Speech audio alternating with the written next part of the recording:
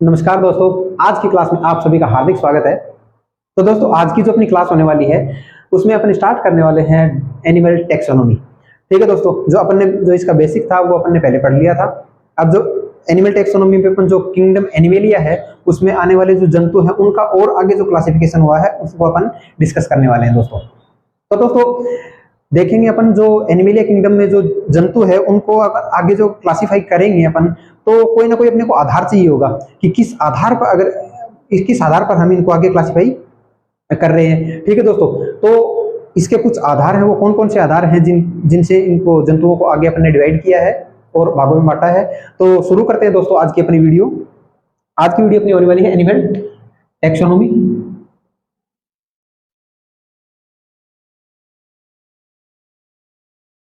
Animal taxonomy.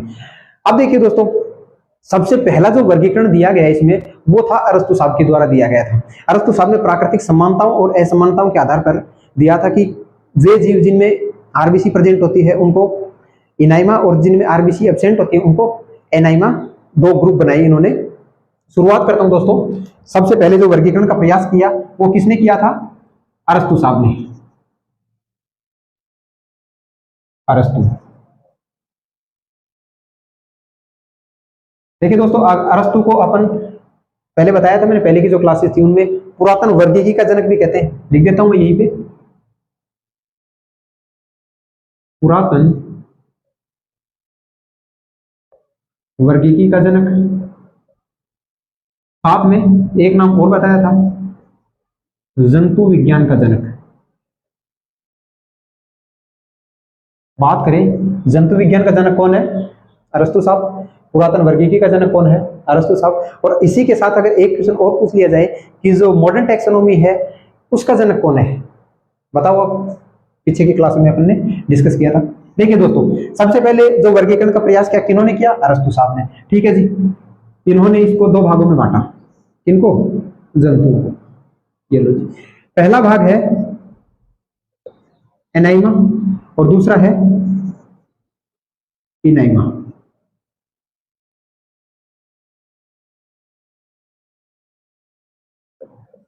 Hindi में भी लिख देता हूं दोस्तों।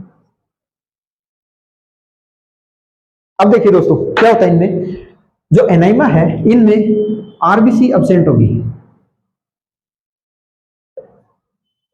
तो वे जंतु जिनमें आरबीसी एब्सेंट होगी किसमें आएंगे? एनाइमा। वर्गीकरण किसका पढ़ रहे हैं अपन? अरस्तु का। ठीक है साहब।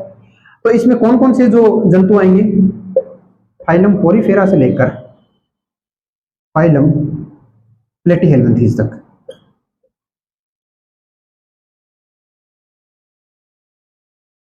ठीक है, अरस्तु का वर्गीकरण है, दो भागों में बांट दिया इन्होंने, पहला एनाइमा, दूसरा इनाइमा। एनाइमा में आरबीसी एब्सेंट होगी, पोरीफेरा से लेकर प्लेटीहेल्मिन्थीस केस में एनिमल्स आएंगे। ठीक है, दूसरा है इनाइमा। तो इनाइमा आरबीसी इधर एब्सेंट है, उधर आरबीसी प्रेजेंट होगी। चलो ये लो, आरबीसी यहाँ प्रेजेंट है। अब इनको आगे दो भागों में और बांट दिया दोस्तों। ये लो, ये लो भाई सब, दो भागों में बांट दिया। कौन से कौन से? एक तो बांट दिया इनको ओविपेरस और दूसरा है वीवी पेरस। ओविपेरस को अपन बोलते हैं दोस्तों अंडज, वीवी पेरस को बोलते हैं जरायुज। नाम से दोस्तों स्पष्ट हो रहा है, पता ही आपको। ओविपेरस वे जीव जो अंडे देते हैं, जिनमें जो भ्रूण का विकास है वो मादा के शरीर से बाहर होता है। लिख देता हूं मैं, अंडे देने वाले भ्रूण का विकास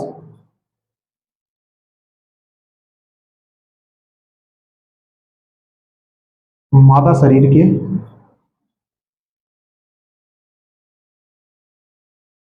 बाहर होता है। इसके कुछ एग्जांपल देखते हैं।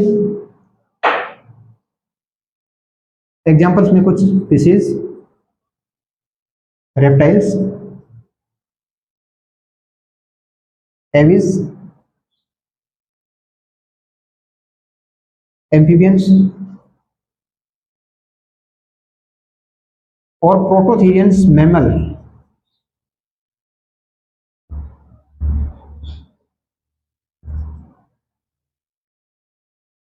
प्रोटोथीरियंस मैमल सिरक्रेट है दोस्तों, दिख रहा होगा शायद तक। Species reptiles, aves, amphibians, prototherian mammals जो है वो इनके उदाहरण किनके, अंडज की, अंडे देने वाले जो जंतु हैं उनकी बात हो रही है दोस्तों। दूसरी अपन बात करें विविपेरस। विविपेरस कौन से, जिनमें जो भ्रूण है उसका विकास मादा के शरीर के अंदर होता है और वो बच्चे को जन्म देते हैं, बच्चे को जन्म देते हैं, मतलब इनमें चाइल्ड बर्थ होता है।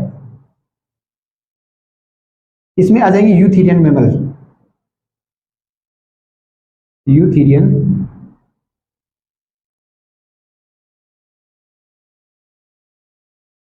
मैमल्स हो गए। ठीक है दोस्तों, सबसे पहले वर्गीकरण का प्रयास किसने किया, अरस्तु साहब ने, जो कि पुरातन वर्गीकी के जनक भी है और जंतु विज्ञान के जनक है। इन्होंने किन भागों में बांटा, एनाइमा, इनाइमा। एनाइमा जिनमें आरबीसी एब्सेंट होगी, कोरीफेरा से लेकर प्लेटियलमेंथिस तक, और उसके बाद एनाइमा की हम बात करें आरबीसी प्रेजेंट होगी। ओविपेरस अंडज, जिनमें अंडे देने वाले, भ्रूण का विकास मादा के शरीर से बाहर होता है। Species reptiles, aves, amphibians, prototherian mammals. दूसरी बात करें अपन विविपेरस की, इसको बोलते हैं जरायुस। इनमें ये चाइल्ड बर्थ होता है, इनमें मतलब जो भ्रूण है उसका विकास मादा के शरीर के अंदर ही होगा।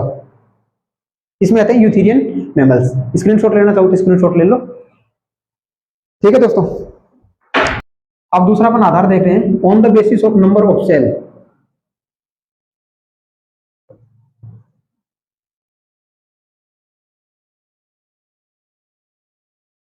और अगर कोई अरस्तु वाला पूछे तो किसके आधार पर था, आरबीसी की प्रेजेंस और एब्सेंस के आधार पर। On the basis of number of cell, तो नंबर ऑफ सेल मतलब कोशिकाओं की संख्या के आधार पर इन्होंने दो सब किंगडम बनाए।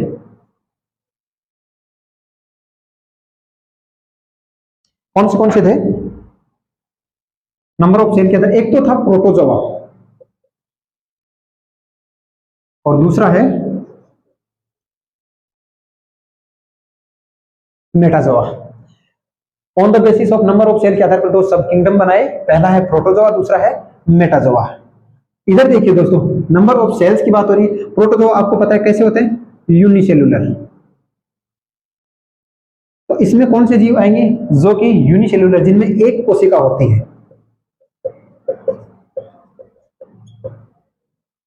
ठीक है सब। और मेटाजोआ में इसमें कौन आएंगे, बहुकोशिक, जिनमें एक से अधिक कोशिकाएं होती है। क्या इतनी बात समझ में आई। On the basis of number of cell के आधार पर दो सब किंगडम बने, कौन से, प्रोटोजोआ और मेटाजोआ। मेटाजोआ को अपन और भी आगे डिस्कस करते हैं, और प्रोटोजोआ एक अलग से फाइलम हम पढ़ेंगे आगे। इसमें यूनिसेलुलर एक कोशिक जीव आएंगे सारे के सारे, और इसमें बहुकोशिक मल्टीसेलुलर। ठीक है दोस्तों, अब अपन देखते हैं बॉडी ऑर्गेनाइजेशन के आधार पर, on the basis of body organisation.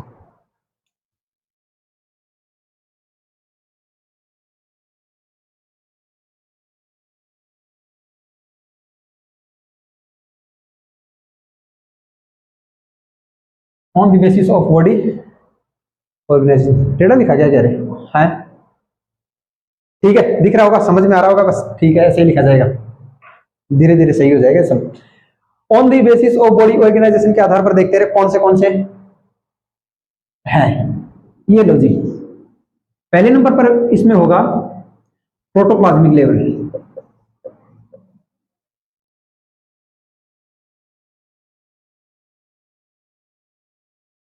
दूसरा होगा इसमें सेल्यूलर लेवल, लेवल या ग्रेड भी बोल सकते हैं। तीसरा होगा दोस्तों टिश्यू लेवल, और इसमें फोर्थ जो होगा ऑर्गन लेवल या ऑर्गन ग्रेड, और पांचवा जो होगा इसमें ऑर्गन सिस्टम लेवल। ठीक है दोस्तों, पांच आधार ले लिए, प्रोटोप्लाज्मिक लेवल, सॉरी अपन बॉडी ऑर्गेनाइजेशन के आधार पर देख रहे हैं। तो कुछ हैं जो प्रोटोप्लाज्मिक लेवल के हैं, कुछ सेलुलर लेवल के, टिश्यू लेवल, ऑर्गन लेवल और ऑर्गन सिस्टम लेवल। क्या होता है दोस्तों, देखिए सभी को पता है कि हम सब किससे मिलकर बने थे, एक सिंगल कोशिका से, जो अपनी संरचनात्मक और क्रियात्मक इकाई एक कोशिका ही है, उससे अपन मिलकर बने हुए कोशिकाएं संख्या बढ़ती गई, मल्टीसेलुलर जीव अपन बने हुए हैं। ठीक है दोस्तों, सबसे पहले एक सिंगल कोशिका। तो क्या कुछ जीव ऐसे भी हैं जो कि एक कोशिक जीव होंगे। ठीक है दोस्तों, अब देखिए, अगर मान लो सेल है, इनकी ग्रुपिंग हुई, इनका समूह बना, किसका निर्माण करेंगे? टिश्यूज का। टिश्यू आगे ऑर्गन्स का, और ऑर्गन्स मिलकर किसका निर्माण करते हैं?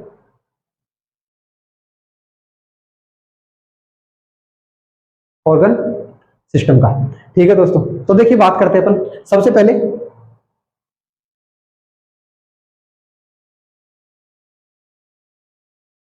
बात करें अपन प्रोटोप्लाज्मिक लेवल की।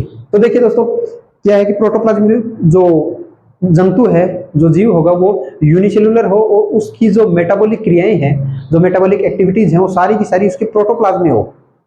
ठीक है, तो वो लेवल कौन सा कहलाता है? Protoplasmic level. और इसमें कौन से जंतु आएंगे?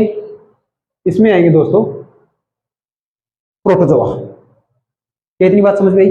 प्रोटोप्लाज्मिक लेवल मतलब यूनिसेल्युलर ऑर्गेनिज्म हो और उसकी सारी मेटाबॉलिक जो एक्टिविटीज हैं वो किसमें हो? प्रोटोप्लाज्म में संपन्न होती है। प्रोटोजोआ आ गया। ठीक है, हाँ दोस्तों, तो अपन बात करें सेल्यूलर लेवल पे, यहां आएगा जो फाइलम पोरीफेरा है, उसके सारे एनिमल्स आएंगे। तीसरी बात करें अपन टिश्यू लेवल की। टिश्यू लेवल पे दोस्तों आएंगे सिलेंट्रेटा और टिनोफोरा। सिलेंट्रेटा, टिनोफोरा, इसमें ओवेलिया आता है जिसमें, और टिनोफोरा जो बिरोई, सीकॉम्स, ये इधर पोरीफेरा और ऊपर प्रोटोजोआ। ठीक है, अब ऑर्गन लेवल की बात करें, ऑर्गन ग्रेड की अगर बात करें, तो इसमें जो एनिमल्स आएंगे वो होंगे प्लेटीहेल्मिन्थीज, फाइलम प्लेटीहेल्मिन्थीज जो है, जिसमें हेल्मिन्थ आते हैं सारे, फाइलम प्लेटीहेल्मिन्थीज है, जिनमें कौन सा संगठन पाया जाता है बॉडी का? Organ level. अब ऑर्गन सिस्टम लेवल ये होता है दोस्तों फाइलम एस्के हेल्मिन्थीज से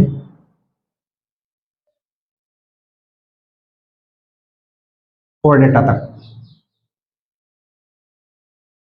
तो दोस्तों इतनी बात समझ में आई कि अपन ने किसके आधार पर बांटा? बॉडी ऑर्गेनाइजेशन के आधार पर बांटा। सबसे पहला जो अपन ने लिया वो है प्रोटोप्लाज्मिक लेवल, बता दिया किसमें पाया जाता है? प्रोटोजोआ में। ठीक है, दूसरा सेलुलर लेवल किसमें? पोरीफेरा में। टिश्यू लेवल किसमें? सिलेंट्रेटा और टिनोफोरा में पाया जाता है। ऑर्गन लेवल किसमें? प्लेटीहेल्मिन्थीज में पाया जाता है। और ऑर्गन सिस्टम जो लेवल या ऑर्गन सिस्टम ग्रेड जिनको बोला जाता है वो किसमें पाया जाता है? एस्के हेल्मिन्थीज से कोर्डेटा तक पाया जाता है। ठीक है दोस्तों, नेक्स्ट चलें अपन। क्या इतना जो पढ़ाया अभी तक समझ में आया? हाँ दोस्तों, अब अपन देखते हैं इनको on the basis of symmetry, सममिति के आधार पर इनको देखते हैं दोस्तों। सममिति के आधार पर देखते हैं। सबसे पहला जो इसमें होगा वो होगा एसिमेट्रिकल। जो असममित होते हैं, सॉरी, असममित। दूसरा जो होगा इसमें वो होगा रेडियल सिमेट्री, आर्य सममित।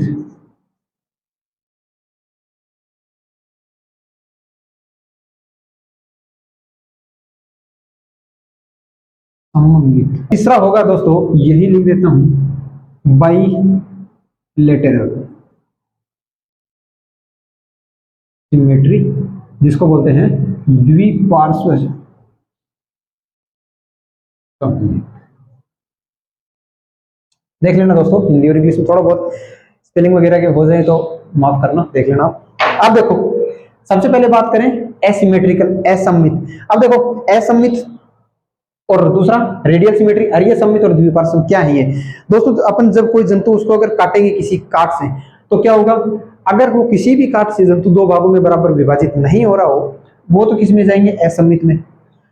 अगर कोई भी काट से काटो एनिमल्स को, तो वो दो समान भागों में विभाजित हो जाए, तो वो क्या होंगे? रेडियल सममित। और द्विपार्श्व सममित कौन से होते हैं? सिर्फ अनुदैर्ध्य काट, अगर जो लॉन्जिट्यूडनल जो काट होती है, एक्सिस होती है, उससे अगर काटेंगे जीव को, तो वो जंतु दो समान भागों में विभाजित हो जाता है। ठीक है दोस्तों, सबसे पहले मैं यहां लिखता हूं कि एनिमल्स को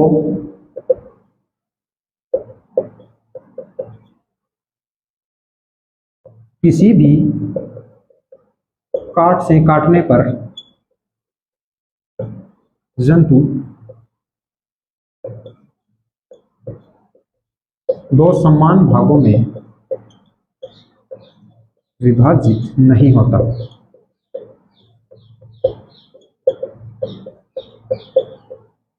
क्या आ रही बात समझ में? अब देखो, इधर देखो दोस्तों, मान लो कि अमीबा है, कोई अमीबा की कोई शेप थोड़ी होती है। ये लो, ये मान लो अमीबा है। अब इसको यहां से काटा के दो समान भागों में विभाजित होगा? नहीं होगा। इधर से काटेंगे, दो समान भागों में विभाजित हो रहा है? नहीं हो रहा ना। तो कोई भी काट से अगर जंतु को काट लो, वो दो समान भागों में विभाजित नहीं होता है। इसके जो एग्जाम्पल्स हैं वो लिखते हैं अपन दोस्तों। प्रोटोजोआ और पोरिफेरा। ठीक है दोस्तों, जो असममित जो जीव होंगे वो कौन से होंगे? प्रोटोजोआ और पोरिफेरा। उनको किसी भी काट से काट लो, वो दो समान भागों में विभाजित नहीं होते। दूसरी अपन बात करें रेडियल सिमेट्री, वे जीव जिनमें अरीय सममिति पाई जाती है, जिनको लिख देता हूं यहां पे, वे जीव जंतु जिनको किसी भी काट से काटने पर,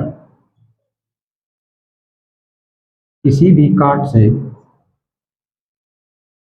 काटने पर दो समान भागों में विभाजित हो जाते हैं। दो समान भागों में विभाजित हो जाते हैं। मान लो इस प्रकार का कोई एनिमल, अब देखो दोस्तों, यहां से काट लो, यहां से काट लो, यहां से काट लो, यहां से काट लो, कहीं से भी काट लो, क्या होगा? दो समान भागों में विभाजित हो रहा है या नहीं हो रहा है? ठीक है, एग्जाम्पल लिख देंगे इसके, कहो तो। इसके जो एग्जाम्पल होंगे वो होंगे फाइलम सिलेंट्रेटा, ओबेलिया वाला, और फाइलम टिनोफोरा, बिरोई वाला। ठीक है, सिलेंट्रेटा और टिनोफोरा। रेडियल सिमेट्री की बात आई समझ में। अब तीसरा जो अपन देख रहे हैं वो है बाइलेटरल सिमेट्री। मिटा के लिखूं क्या दोस्तों इनको?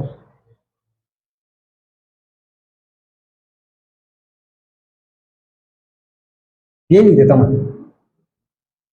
अब देखिए, इसमें वे जंतु आएंगे जिनको एक अनुदैर्ध्य काट से काटने पर जंतु दो समान भागों में विभाजित हो जाए। अगर यहां से देखो, अगर आप मुझे अगर यहां से अगर बीच से काटा जाए तो क्या मेरा जो शरीर है दो समान भागों में विभाजित हो रहा है? ठीक है, तो यहां लिख देता हूं, एक मध्य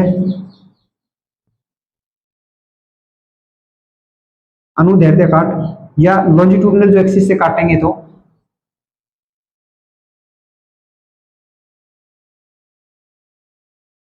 काटने पर जंतु दो समान भागों में विभाजित हो जाए। इसमें आएंगे एग्जाम्पल फाइलम प्लेटीहेल्मिन्थीस से लेकर फाइलम कोर्डेटा तक के जीव। ठीक है दोस्तों, क्या इतनी बात समझ में आ रही है? सबसे पहले एसिमेट्रिकल, असममित जीव होंगे जिनको किसी भी काट से काटने पर जो दो समान भागों में विभाजित नहीं होते हैं, तो फाइलम प्रोटोजोआ और पोरिफेरा। ठीक है, दूसरे होंगे रेडियल सिमेट्री, वे जीव जिनमें अरीय सममिति पाई जाती है, जिनको किसी भी काट से काट लो जंतु दो समान भागों में विभाजित हो जाते हैं, सिलेंट्रेटा और टिनोफोरा। तीसरे अपन बात करते हैं बाइलेटरल या द्विपार्श्व सममिति, एक जो मध्य एक जो अनुदैर्ध्य काट से अगर उनको काटे तो जंतु दो समान भागों में विभाजित हो जाता है। इसके उदाहरण है फाइलम प्लेटीहेल्मिन्थीस से लेकर कोर्डेटा तक। ठीक है दोस्तों, अभी तक का जो अपन ने पढ़ा हुआ आपको समझ में आया? सबसे पहले अपन ने देखा आरबीसी के आधार पर किसने बांटा था? अरस्तु साहब ने बांटा था, एनाइमा इनाइमा। इसमें आरबीसी प्रेजेंट पोरिफेरा से लेकर प्लेटीहेल्मिन्थीस, सॉरी आरबीसी एब्सेंट एनाइमा है वो पोरिफेरा से लेकर प्लेटीहेल्मिन्थीस तक के। उसके बाद जो आरबीसी प्रेजेंट होगी उनको अपन ने दो भागों में और बांटा, ओविपेरस और विविपेरस। ठीक है दोस्तों, उसके बाद जो वर्गीकरण जो अपन ने दिया है क्लासिफिकेशन, वो किसके आधार पर था? On the basis of body organisation के आधार पर। कितने लेवल बनाए अपने या कितने ग्रेड बनाए? प्रोटोप्लाज्मिक, सेलुलर, टिश्यू, ऑर्गन और ऑर्गन सिस्टम ग्रेड। ठीक है, इनके सारे के एग्जांपल देख लिए। सबसे पहले अपन ने एग्जांपल देखा प्रोटोजोआ, पोरिफेरा, सिलेंट्रेटा, टिनोफोरा, और उसके बाद प्लेटीहेल्मिन्थीज, एस्के हेल्मिन्थीज से कोर्डेटा तक, ये सीक्वेंस में सारे के सारे आएंगे। उसके बाद में अपन ने देखा on the basis of symmetry, सममिति के आधार पर, ये अभी बता ही दिया।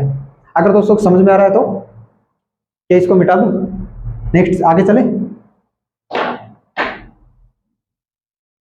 हाँ जी, अब बात करें अपन on the basis of germ layer, जनन स्तरों के आधार पर।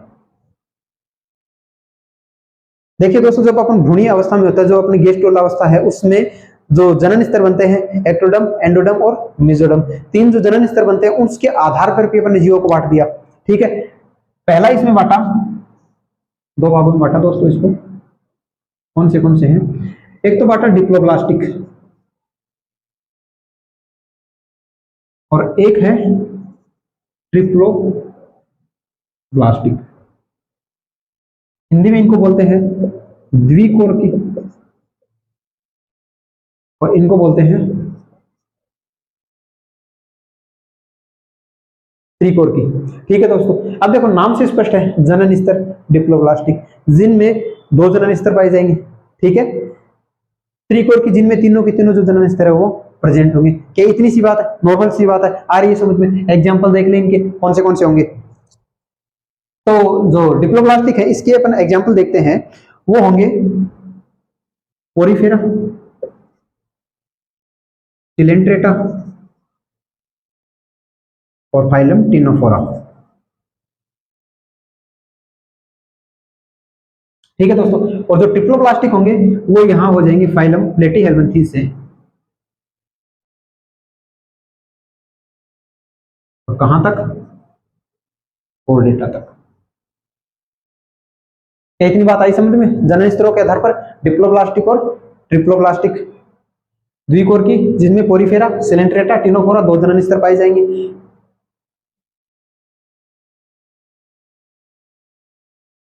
एक्टोडर्म और एंडोडर्म में प्रेजेंट होगा दोस्तों, मेसोडर्म एब्सेंट होगा। और इधर एक्टो, एंडो और मीजो तीनों के तीनों प्रेजेंट होंगे फाइलम प्लेटीहेल्मिन्थीज से कोर्डेटा तक। तो क्या इतनी बात आई समझ में? नेक्स्ट चले अपन दोस्तों, अब अपन देखते हैं on the basis of coelom.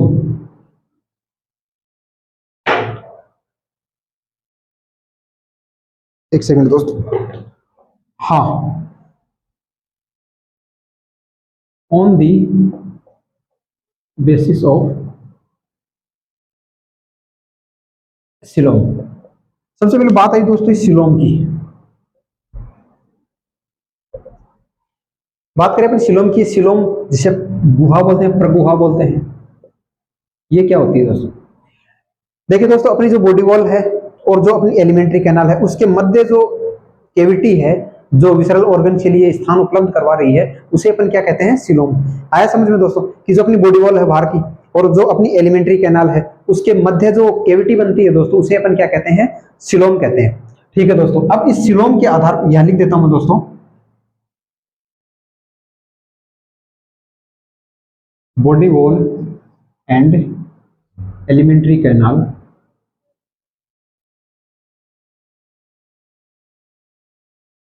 के मध्य उपस्थित कैविटी जो विसरल ऑर्गन्स के लिए स्थान उपलब्ध करवाती है।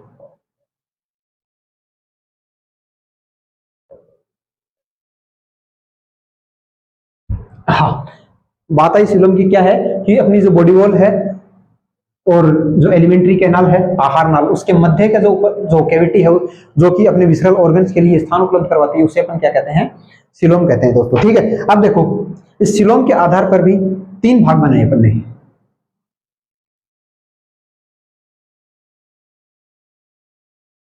सबसे पहला जो इसमें होगा वो होगा एसिलोमेट। ए प्रगुही। इसमें कौन से जो एनिमल्स आएंगे जिनमें प्रगुहा एब्सेंट होगी। दूसरा है सूडोसिलोम, इसमें कूट प्रगुहा पाई जाती है दोस्तों, सूडो, इनको बोलते हैं कूट प्रगुही या कूट प्रगुहा। इसमें जो एनिमल्स आएंगे उन्हें बोलेंगे कूट प्रगुही। तो ठीक है, सूडोसिलोम। तीसरे होंगे यूसिलोमेट। अब यूसिलोमेट को अपन आगे साइजोसिलोमेट और एंटेरोसिलोमेट में बांटेंगे, लेकिन एक बार के लिए अपन इतना ही देखते हैं। सबसे पहले इसमें कौन से आए, एसिलोमेट। एसिलोमेट कौन से होंगे, जिनमें जो सिलोम है वो एब्सेंट होगी। ठीक है, यही लिख देता हूं मैं दोस्तों। और सूडोसिलोम और यूसिलोमेट को अपन जो नेक्स्ट स्लाइड करेंगे उस पर डिस्कस करेंगे, लेकिन एसिलोमेट को यही देख लेते हैं। तो इसमें क्या होगा, जो प्रगुहा वो क्या होगी, अनुपस्थित, एब्सेंट होगी। ठीक है, इसके जो एग्जाम्पल है वो देख लेते हैं। इसमें एग्जाम्पल आएगा दोस्तों एसिलोमेट का प्लेटीहेल्मिन्थीज, फाइलम प्लेटीहेल्मिन्थीज, जिसमें वो आते हैं ना Taenia solium, Taenia saginata, Fasciola hepatica, Planaria Dugesia बोलते हैं। तो प्लेटीहेल्मिन्थीज कौन से एनिमल्स होते हैं, एसिलोमेट, अप्रगुही एनिमल्स होते हैं। देखिए दोस्तों इनमें किस प्रकार का कैसा होता है, इधर देखिए।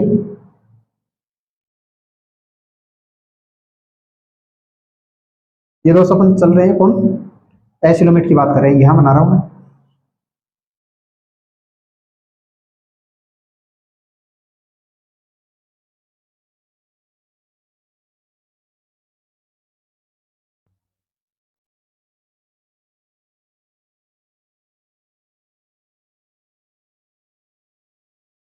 ये हो गया दोस्तों एक्टोडर्म।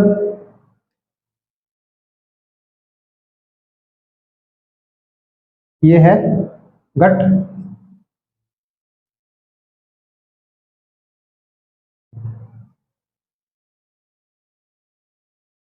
एंडोडर्म। सॉरी दोस्तों, एक बात और बतानी भूल गया मैं। ये जो बॉडी वॉल और एलिमेंट्री कैनाल के मध्य जो उपस्थित कैविटी है, जो विसरल ऑर्गन्स के लिए स्थान उपलब्ध करवाती है, ये मेसोडर्म के द्वारा कवर रहती है, उपलब्ध करवाती है।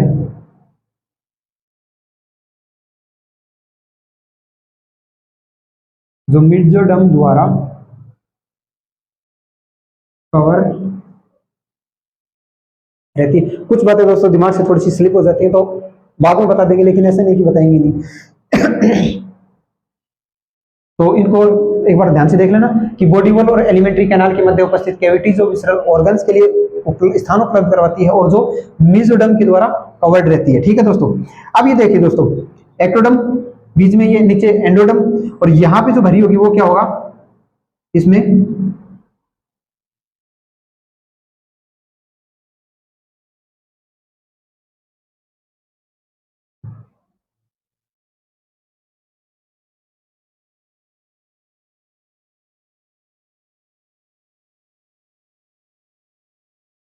ये होगा दोस्तों मेसोडर्म। तो देखिए बात कर रहे हैं अपन एसिलोमेट की, अप्रगुही। दोस्तों देखिए मेन चीज ये है कि कॉन्सेप्ट क्लियर होना चाहिए, रटना ही सब कुछ नहीं होता अपने। ठीक है, एसिलोमेट की बात करें, अप्रगुही, जिनमें जो प्रगुहा एसिलोम है वो क्या होगी, एब्सेंट होंगे। कौन से इसमें एनिमल्स आ रहे हैं, कौन से जंतु आएंगे, वो होंगे प्लेटीहेल्मिन्थीज के, जो भी जंतु हैं वो सारे के सारे इसमें आएंगे, प्लेटीहेल्मिन्थीज। अब देखिए इसमें ऊपर इसका एक्टोडर्म और ये एंडोडर्म, और इसके बीच में क्या है, सारा सारा मेसोडर्म। इसमें कोई कैविटी है, कोई सिलोम है नहीं, इसीलिए ही तो इनको क्या कहा है, एसिलोमेट का है। इज दैट क्लियर, समझ में आया है? ठीक है, मिटा दो इसको। अब इसकी बात करें अपन सूडोसिलोमेट की, यूसिलोमेट की। ठीक है, अब अपन बात करते हैं एसिलोमेट की, अपन ने बात करी। अब अपन बात करेंगे सूडोसिलोमेट की, सूडोसिलोम की। इसको मिटा देता हूं दोस्तों ऊपर।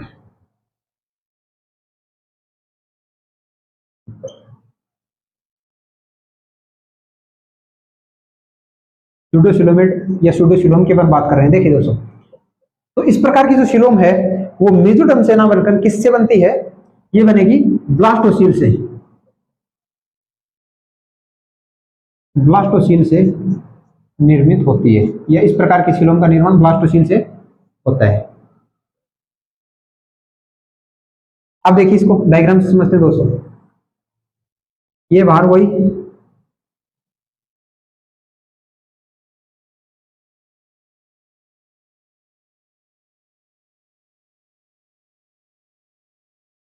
ब्लास्टोसिल किस में पाई जाती है दोस्तों, बताओ। ब्लास्टुला में पाई जाती है, गेस्टुला में पाई जाती है। हाँ बताओ, ब्लास्टोसिल किस में पाई जाती है, ब्लास्टुला में पाई जाती है, गेस्टुला में पाई जाती है, बताना कमेंट्स करके, ठीक है। ये है हो गया एक्टोडर्म, क्या एक्टोडर्म। यहां इसकी गट बना देते ये लोग, इसके बाहर ये कौन सा डर्म बताओ, बोल दो रे।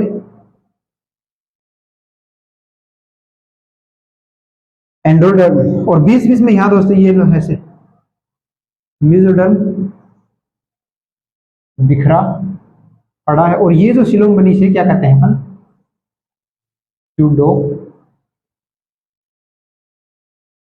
सिलोम। क्या दोस्तों इतनी बात आई समझ में। स्यूडोसिलोमेट में ये जो सिलोम होगी वो किससे निर्मित होती है, ब्लास्टोसिल से निर्मित होती है, ठीक है दोस्तों। ये बीच बीच में इसमें मेसोडर्म बिखरी होती है, और ये जो निर्माण होता है किसका निर्माण हो रहा है, स्यूडोसिलोम का निर्माण हो रहा है। बाहर एक्टोडर्म, ये एंडोडर्म, और बीच में ये मेसोडर्म। ये जो सिलोम है मेसोडर्म के द्वारा कवर्ड नहीं है दोस्तों, ठीक है। इसको अपन क्या बोलते हैं, स्यूडोसिलोम। एग्जाम्पल्स इसके देख लेते हैं स्यूडोसिलोम्स में। इसका एग्जाम्पल याद रखेंगे अपन, एसके हेलमिंथीज, एसके हेलमिंथीज। इसमें निमेटोड्स बोलते हैं इनको, रोटिफर्स भी आते हैं इनमें, ठीक है दोस्तों। लेकिन अपन बात करें स्यूडोसिलोमेट की, उदाहरण क्या याद रखना है अपने, एसके हेलमिंथीज। एसिलोमेट का बताओ, एसिलोमेट का बताओ, एसिलोमेट का क्या होगा, प्लेटीहेलमिंथीज। स्यूडोसिलोमेट का एसके हेलमिंथीज, ठीक है। नेक्स्ट अपन बात करें यूसिलोमेट दोस्तों। अब अपन बात करते हैं यूसिलोमेट की। यूसिलोमेट, इसमें जो सिलोम का निर्माण होगा, सिलोम फॉर्मेशन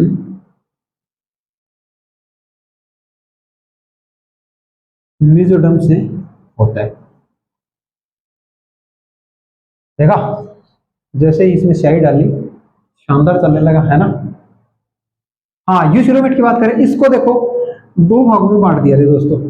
कितने भागों में बांट दिया, दो भागों में बांट दिया। कौन से पहला है दोस्तों साइजोसिलोमेट, साइजोसिलोम, और दूसरा एंटेरोसिलोम। साइजोसिलोम और एंटेरोसिलोम। अब देखिए दोस्तों, साइजोसिलोम की बात करें तो ये जो सिलोम बनती है, ये ब्लास्टोपोर के पास कुछ सेल्स होती है जिनको अपन टीलियोब्लास्ट या 4D सेल्स होती हैं, उनसे मेसोडर्म का निर्माण होता है, और मेसोडर्म में आगे चल के स्प्लिटिंग होती है जिससे सिलोम का निर्माण होता है। तो ये तो होती है साइजोसिलोमेट, ठीक है दोस्तों। इसके बारे में और मैं लिख देता हूं,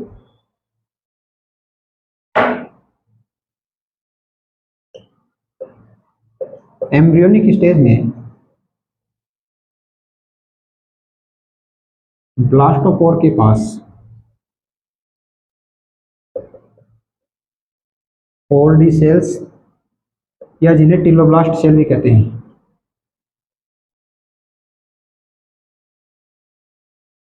सेल्स के द्वारा मेसोडर्म का निर्माण होता है।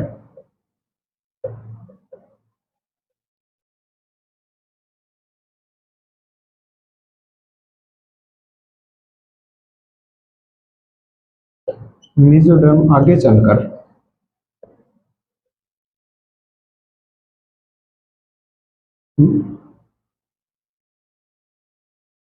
मेसोडर्म में आगे चलकर स्प्लिटिंग होने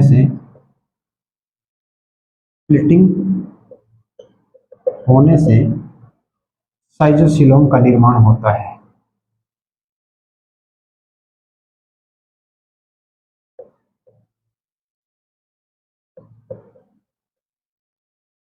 देखिए दोस्तों, साइजोसिलोम जो एम्ब्रियोनिक स्टेज में जो ब्लास्टोपोर है उसके पास 4D या टीलोब्लास्ट सेल होती है, उनके द्वारा मेसोडर्म का निर्माण होता है। और मेसोडर्म में आगे चलकर स्प्लिटिंग विपाटन होगा, जिससे किसका निर्माण होगा, साइटोसिलोम का निर्माण होगा। इसको डायग्रामेटिक रूप में समझाऊंगा दोस्तों मैं। एक बार इसके एग्जाम्पल भी देख लेते हैं साथ साथ, कि यही लिख दूंगे इसके एग्जाम्पल। इसके एग्जाम्पल देखिए दोस्तों, एनेलिडा, ऑर्थ्रोपोडा और मोलस्का। देखिए दोस्तों, थोड़ी बहुत अगर ट्रिक भी काम करे तो बढ़िया है, वैसे याद होता हो तो और भी अच्छी बात है। मैंने तो दोस्तों याद करने की ट्रिक बना रखी है कि थोड़ी सी यूसिलोमेट, वो तो अपन ने याद करी, प्लेटीहेल्मिन्थेसिस जिसमें एसिलोमेट और सूडोसिलोमेट एस्केहेल्मिन्थेसिस, वो हमेशा से याद रहते हैं दोस्तों। साइटोसिलोमेट और एंटेरोसिलोमेट का कंफ्यूजन ना हो इसलिए एक छोटी सी ट्रिक देखिए दोस्तों। इसमें नाम हमारा साइज विज्ञान से थोड़ी हटके है, लेकिन फिर भी याद करने के लिए ट्रिक भी अगर मिले तो बढ़िया बात है ना। हाँ, नाम आ रहा है इसमें साइज। तो साइज देखिए दोस्तों, बात करें अपन आम जो होता है ना, आम जब आम का सीजन आता है तो अपन आम देख के लाते हैं, तो बड़ी साइज का आम जो होता है ना वो अपन खरीद के लाते हैं। ठीक है दोस्तों, कौन सी साइज का, बड़ी साइज का जो आम होगा वो अपन खरीद के लेके आते हैं। ठीक है, तो यहां से याद रखेंगे, साइज से अपन आम याद रख लेंगे, आम ए ए एम ऐसे लिखते हैं कि दोस्तों आम मेंजिफेरा इंडिका मत लिखिए ना यहाँ पे, A M, double A M, A से एनिलिडा, ए से ऑर्थ्रोपोडा, एम से मोलस्का। किसकी बात हो रही है, साइटोसिलोमेट। ठीक है, दूसरी बात, अपन जो साइज है उसको अगर मापेंगे तो किस में मापते हैं, संख्या में ही तो मापते हैं। तो याद रख लोगे क्या, 4D सेल्स, 4D सेल्स याद रख लोगे क्या, संख्या है क्या एक 4। साइटोसिलोम में बात करें, ट्रिक बता रहा हूं दोस्तों, बस ट्रिक पे ही रहना कि जो आम है वो अपन बड़ा देख के लेके आते हैं तो तीनों की तीनों याद हो जाएंगे। और साइज जो है किसमें मापते हैं अपन, किसी संख्या में मापते हैं, तो ये संख्या आ रही है तो 4D सेल्स इनका निर्माण होता है। क्या इतनी बात आई समझ में। ठीक है, अब अपन इसके बाद में अपन बात करेंगे एंटेरोसिलोमेट की। उसके बाद इनके जो भी डायग्राम होंगे वो मैं हाँ डायग्राम बना के समझा दूंगा। हाँ दोस्तों, अपन बात करें एंटेरोसिलोमेट की, तो एम्ब्रियोनिक ग्रोथ के समय, एम्ब्रियोनिक ग्रोथ के दौरान जो एंडोडर्म है उससे, एंडोडर्म से, एंडोडर्म की सॉरी दोस्तों, आउटर ग्रोथ से, आउटर ग्रोथ से मेसोडर्मल पाउच का निर्माण होता है। मेसोडर्मल पाउच का निर्माण होता है। ये आगे चलकर एंटेरोसील बनाते हैं, एंटेरोसिलोम बनाते हैं। ठीक है दोस्तों, साइटोसिलोम एंटेरोसिलोम में अंतर समझ में, ये तो 4D सेल्स से बनती है ब्लास्टोपोर के पास, और यहाँ एंटेरोसिलोमेट एम्ब्रियोनिक ग्रोथ के समय एंडोडर्म की आउटर ग्रोथ से मेसोडर्मल पाउच का निर्माण होता है और ये आगे चलकर एंटेरोसिलोमेट एंटेरोसिलोम बनाते हैं। इसके जो एग्जाम्पल पर देखें, इसके एग्जाम्पल आएंगे इकाइनोडर्मेटा,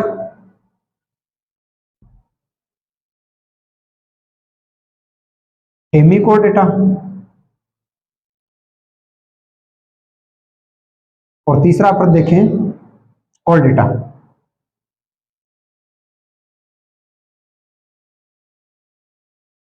एंटेरोसिलोम एम्ब्रियोनिक ग्रोथ के समय एंडोडर्म की आउटर ग्रोथ से मेसोडर्मल पाउच का निर्माण होता है, ये आगे चलकर एंटेरोसिलोम बनाते हैं। इकाइनोडर्मेटा, हेमिकोडेटा और कॉर्डेटा। एक बार इनको अपन डायग्राम से समझ लेते हैं, मिटा दो दोस्तों, इनको डायग्राम से समझ लेते हैं एक बार। देखिए किसकी बात हो रही है, यूसिलोम, सत्य प्रगुहा, हिंदी में बोलते हैं दोस्तों सत्य प्रगुहा, वास्तविक प्रगुहा।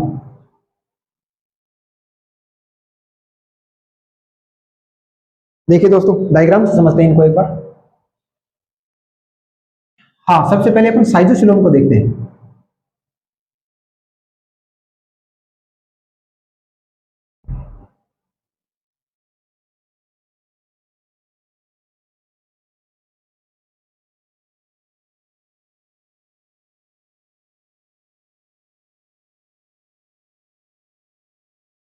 ये देखिए गेस्ट्रुल अवस्था है। अब यहाँ जो ब्लास्टोपोर है, बता दिया दोस्तों मैंने, जो ब्लास्टोपोर वो गेस्ट्रुलम में पाया जाता है। यहाँ पे कुछ सेल्स होती है जिनको अपन क्या कहते हैं, 4D सेल्स या टेलियोब्लास्ट, टेलोब्लास्ट सेल भी कहते हैं। अब इनसे किसका निर्माण होगा? मेसोडर्म का निर्माण होगा।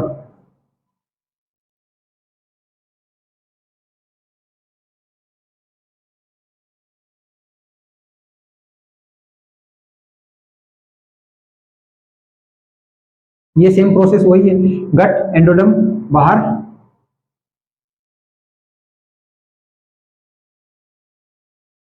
Endoderm ectoderm sorry. अब यहां पे ये किसका निर्माण हुआ? मेसोडर्म का। अब इस मेसोडर्म में स्प्लिटिंग होगी,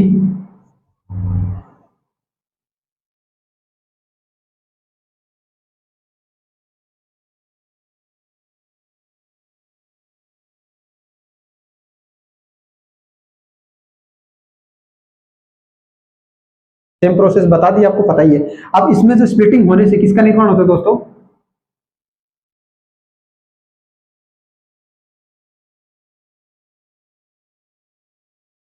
ये मेसोडर्म में स्प्लिटिंग होने से किसका निर्माण होगा? सिलोम का निर्माण। अब ये देखिए दोस्तों, ये हो गई पेराइटल मेसोडर्म, और ये जो होगी visceral mesoderm.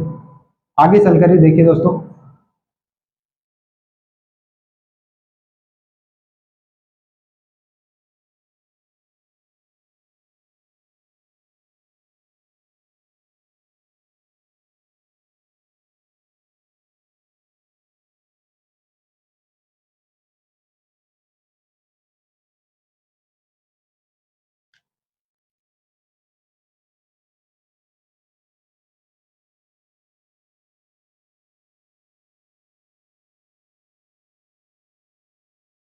Parietal mesoderm, visceral mesoderm,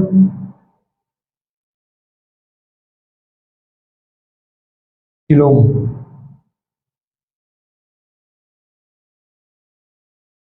कौन सी सिलोम है ये? इस प्रकार की जो सिलोम है, यहां से चलते आ रहे हैं तो साइजोसिलोम की बात हो रही है। ठीक है दोस्तों, अगर अपन बात करें जो एंटेरोसिलोम की बात करें, तो देखिए दोस्तों, ये तो साइजोसिलोम की बात होगी, यह लिख देता हूं एक बार, साइजोसिलोम। अगर स्क्रीनशॉट लेना चाहो तो एक बार स्क्रीनशॉट ले लो। ये दोस्तों सेम यही पैटर्न है, मैंने जल्दी जल्दी में से बना दिया। ठीक है, इसको मिटा के अब मैं एंटेरोसिलोम की बात कर रहा हूं, कोई ज्यादा सा चेंज नहीं करूंगा। आप अगर अलग से बनाना चाहो तो कर सकते हो।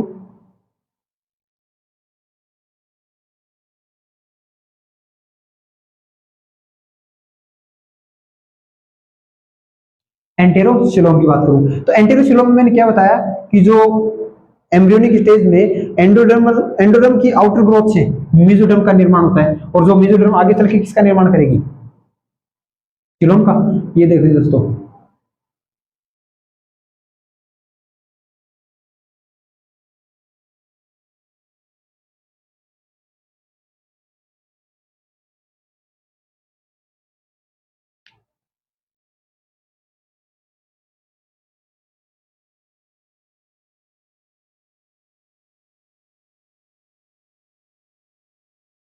ये है गेस्टुला। यहां से मैं एंडोडर्मल पाउच का निर्माण कर रहा हूं, ये दो।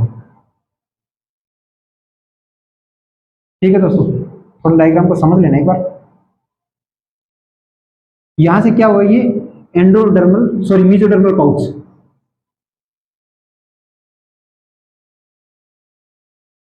Mesodermal pouch. ये मेसोडर्मल पाउच आगे चलकर किसका निर्माण करेंगे दोस्तों? मेसोडर्म का। और फिर मेसोडर्म से सेम वही प्रोसेस सिलोम का निर्माण हो जाएगा। तो ये हो गया एंटेरोसिलोमेट और ये हो गया यूसिलोमेट। क्या दोस्तों इतनी बात समझ में आई? डायग्राम समझ में आया? ठीक है, अब बात करते हैं दोस्तों on the basis of segmentation, खंडी भवन।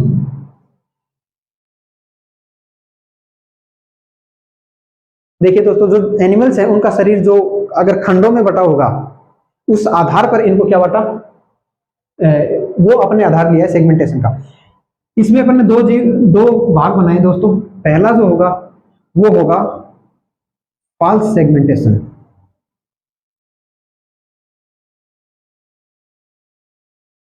या इसे सूडो सेगमेंटेशन भी बोलते हैं दोस्तों। Pseudo segmentation, false segmentation, pseudo segmentation या सुपरफिशियल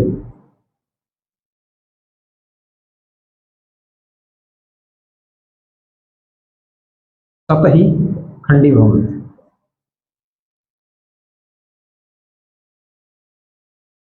फॉल्स मतलब स्यूडो और सुपरफिशियल सेगमेंटेशन। देखिए दोस्तों, अगर एनिमल्स का शरीर सिर्फ ऊपर ऊपर से अगर खंडीभवन दर्शाए, जो उसका खंडीभवन है, जो उसका पार्टीशन है, वो पूरे शरीर पूरे मतलब उसके एनिमल्स के अंदर तक नहीं हो, सिर्फ ऊपर ऊपरी सतह पर हो, तो वो तो कौन सा खंडीभवन होता है दोस्तों? फॉल्स सेगमेंटेशन या सुपरफिशियल सेगमेंटेशन। ठीक है दोस्तों, यहां लिख देता हूं, एनिमल्स जिसमें केवल बाह्य खंडीभवन पाया जाता है, एनिमल्स जिनमें केवल बाह्य खंडीभवन पाया जाता है।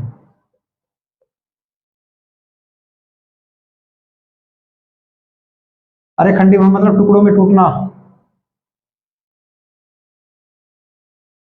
ठीक है, इसके एग्जाम्पल देखिए अपन, इसका जो एग्जाम्पल है वो होगा फाइलम प्लेटीहेल्मिन्थीज, इसकी एक क्लास है सेस्टोडा, क्लास सेस्टोडा। सेस्टोडा में जिसमें आता है टीनिया सोलियम, इसमें आएगा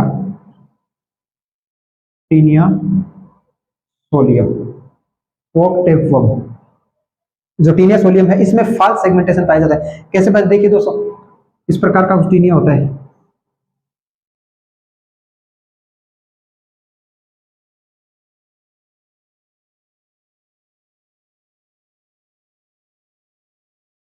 बुक्स में देखा होगा, और भी दोस्तों काफी लंबा फैला रहता है, इसका नेटवर्क काफी स्ट्रॉन्ग है दोस्तों।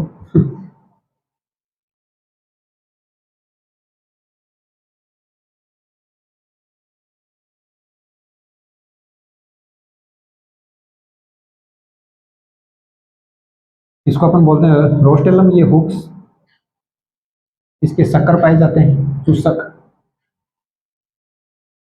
4 चूसक पाए जाते हैं दोस्तों इसमें। जब इसको पढ़ेंगे तब हम इसको अच्छे से डिस्कस करेंगे। और ये जो होगा, इसका जो टेल भाग है दोस्तों, यहां सुपरफिशियल सेगमेंटेशन पाया जाता है, सेगमेंटेशन सिर्फ बाहर बाहर पाया जाता है। ठीक है, इसका स्कोलेक्स भाग है दोस्तों, नेक भाग होगा दोस्तों इसका, और ये बाकी टेल भाग है। अब तो उदाहरण याद रखेंगे इसलिए मैंने डायग्राम बनाया है, ये टीनिया सोलियम है दोस्तों। फिर तक भी अपने 11th की क्लास में इसकी फोटो भी बना रखी है शानदार सी, इसकी पूंछ अच्छी लंबी खासी कर रखी है, काफी दूर तक नेटवर्क फैला है दोस्तों इसका, ऐसा कुछ नहीं है ना। टीनिया सोलियम फाइलम प्लेटीहेल्मिन्थीज की क्लास सेस्टोडा का सदस्य है। इनकी 3 क्लासेज हैं, ट्रिमेटोडा और सेस्टोडा और ट्रिबिलेरिया, जिसमें प्लानेरिया डुगेसी आता है, और ट्रिमेटोडा जिसमें लिवर फ्लूक आता है। ठीक है दोस्तों, तो बात हुई फाइलम प्लेटीहेल्मिन्थीज जिसमें सुपरफिशियल सेगमेंटेशन पाया जाता है। दूसरी मैं बात करूं, इसको मिटा रहा हूं दोस्तों, टीनिया को, टीनिया सोलियम इसको मिटा रहा हूं। दूसरा होगा ट्रू सेगमेंटेशन।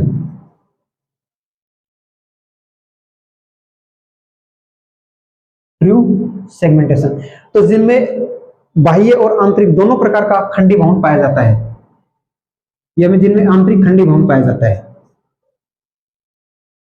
जिनका जो शरीर है वो अंदर तक खंडों में बटा रहता है, आंतरिक खंडीभवन पाया जाता है, जिसमें आंतरिक खंडीभवन पाया जाता है। एग्जाम्पल्स की अगर बात करें तो क्या एनेलिड्स होंगे क्या रे? Arthropod insect. ट्रू सेगमेंटेशन जिनमें आंतरिक खंडीभवन पाया जाता है,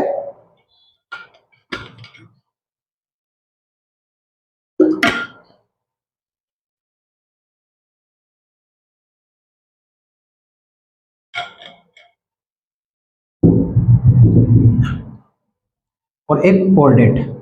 तो कोर्डेट्स की जो वर्टिकल कॉलम है उसमें भी रिपीटेशन पाए जाते हैं दोस्तों। ठीक है, तो ट्रू सेगमेंटेशन किसमें? एनेलिडा और ऑर्थ्रोपोडा। एनेलिड्स जिसमें आता है अपना अर्थवर्म, रेटिमा पोस्टमा। ऑर्थ्रोपोड जिसमें इंसेक्ट आते हैं। हाँ, सबसे ज्यादा इंसेक्ट है दोस्तों, एक नंबर पे सबसे बड़ा फाइलम है ऑर्थ्रोपोड। क्या इतनी बात आई समझ में दोस्तों? On the basis of segmentation खंडीभवन के आधार पर बांट दिए, फॉल्स सेगमेंटेशन और ट्रू सेगमेंटेशन, जिनमें केवल बाह्य खंडीभवन पाया जाता है। क्लास सेस्टोडा, प्लेटिहेल्मिंथेस जो क्लास सेस्टोडा का सदस्य है, टेनिया सोलियम, बहुत अच्छे से पढ़ा होगा आपने, नहीं पढ़ा तो अपन आगे पढ़ेंगे इसको, बहुत ही शानदार है। जिनमें आंतरिक खंडीभवन पाया जाता है, एनालिड्स, ऑर्थ्रोपोड और कॉर्डेट्स की वर्टिब्रल कॉलम में भी रिपीटेशन पाया जाता है।